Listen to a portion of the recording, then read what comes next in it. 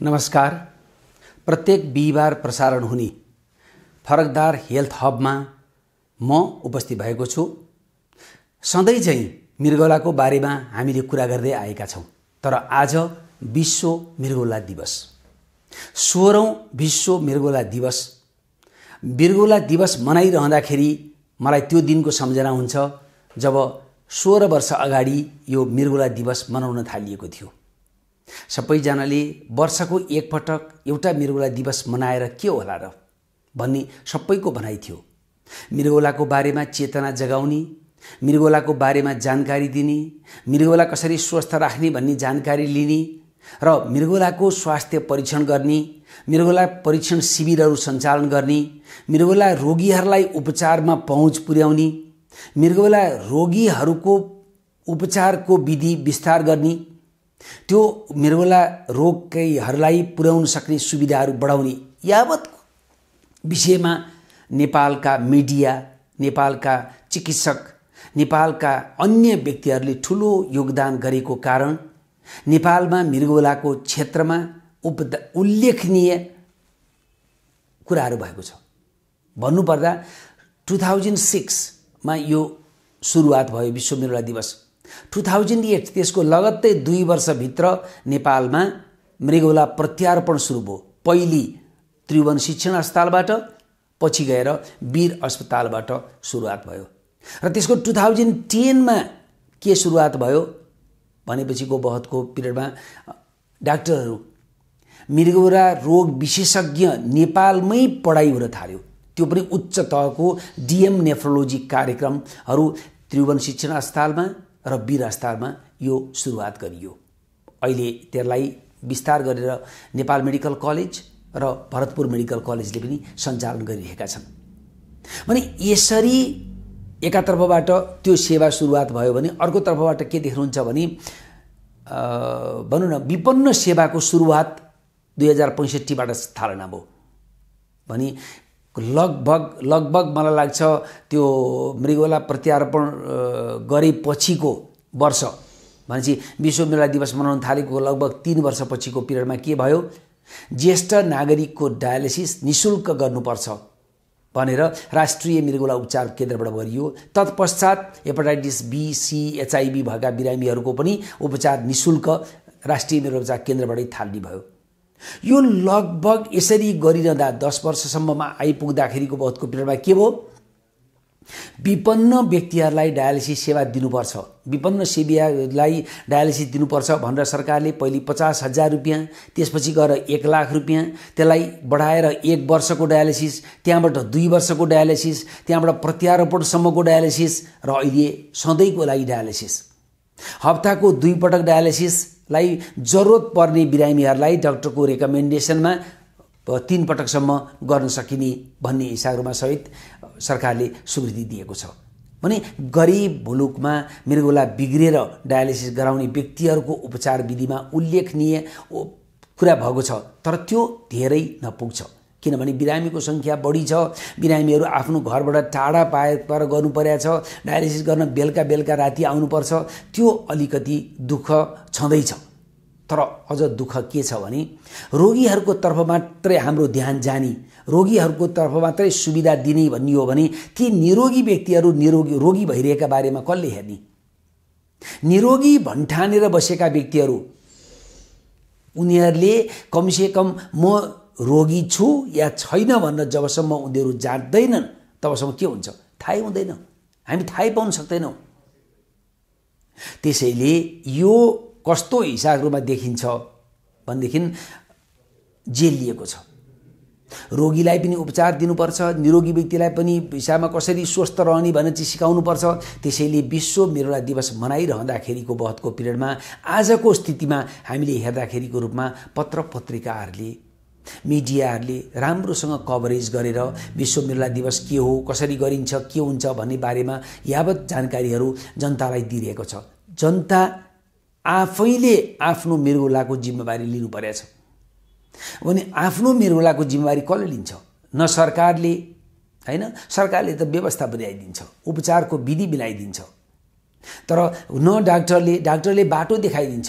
यो गर्यो भने तपाईं स्वस्थ रहन सक्नुहुन्छ, यसरी गर्यो भने हुन सक्छ भनेपछि यो विश्व मृगौला दिवस मनाइरहँदाखेरिको बहतको पिरियडमा यो वर्ष काठमाडौँ महानगरपालिकाले पनि विश्व मृगौला दिवस नयाँ तरिकाले मनाउँदैछ। नयाँ तरिकाले के मनाउँदैछ भने स्वस्थ मृगौला भए मात्रै स्वस्थ काठमाडौँ हुन सक्छ त्यो घोषणा गरेको छ। काठमाडौँ महानगरपालिकाले स्वस्थ मृगौला हुन सकेन भने काठमाडौँ शहर स्वस्थ हुन सक्दैन। त्यसैले मृगौला स्वस्थ राख्नु पर्यो। मृगौला स्वस्थ राख्न के गर्नु पर्यो भनेपछि मृगौलाको समयमै परीक्षण गर्नु पर्यो। समयमै परीक्षण भनेको के?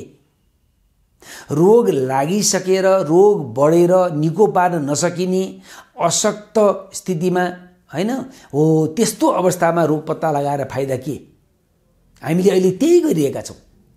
बिरामी लक्षण भएपछि मात्रै आउँछ। लक्षण भएपछि हामी आउँदाखेरि हामीले धेरैसो रोग बिग्रिसकेको स्थितिमा हामी देखा पर्छौं। भन्छ रोगलाई हामी निको पार्न नसक्ने स्थितिमा मात्रै हामी देख्छौं हैन। भने अब के त यो रोगको लक्षण के त? सधैँ निको नहुने स्थितिमा मात्रै यो रोग देखा पर्छ? हामीले गर्ने के सक्दैनौं? होइन। सुरुवातका अवस्थामा रोगै छैन जस्तो लाग्छ। मान्छेले आफूलाई यति स्वस्थ भन्ठान्छ कि उसले रोगी र निरोगीको बीचमा भेद नै रहँदैन। भनेपछि कुनै लक्षणै हुँदैन। लक्षण नभएपछि अस्पताल जाने कुरै आएन। अस्पताल नगएपछि रोग पत्ता लाग्ने कुरै आएन। त्यसैले घरमा बसेको व्यक्ति आफूलाई स्वस्थ भन्ठानेर किन ऊ अस्पताल जाओस्? के अङ्ग जाँचोस्? तर यहाँ एउटा कुरा ख्याल गर्नुपर्ने कुरा के छ? उमेर बढ्दै गएपछि शरीर बुढो हुन्छ, मृगौला पनि बुढो हुन्छ, मृगौला पनि कम काम गर्छ। त्यसैले के गर्नुपर्ने देखिन्छ भने वर्षको एक पटक स्वास्थ्य परीक्षण भनेपछि डिटेलमा स्वास्थ्य परीक्षण गर्नुहुन्छ ठीक छ, तर तैपनि मुख्य स्वास्थ्य परीक्षण गर्नुपर्ने कुरा मृगौलाको हकमा के छ? रगतमा क्रियाटिनिन भन्ने जाँच्नुपर्छ। क्रियाटिनिन त्यो सीमा नागेको छ भने मृगौला बिग्रिन थाल्यो। र पिसाबमा प्रोटिन भन्छ रगतमा क्रियाटिनिन पिसाबमा प्रोटिन जाँच्यो भने हामी थाहा पाउन सक्छौं पिसाबमा प्रोटिन गएको छैन भने मृगौला स्वस्थ छ। यसरी सजिलो तरिकाले हामी थाहा पाउन सक्छौं ब्लडको उपलब्ध छैन, व्यवस्थापन छैन भने कमसेकम पिसाब त जाँचेर हेर्नुस्। पिसाब जाँच त सबैले सबै ठाउँमा पाउन सक्ने स्थिति छ नि त।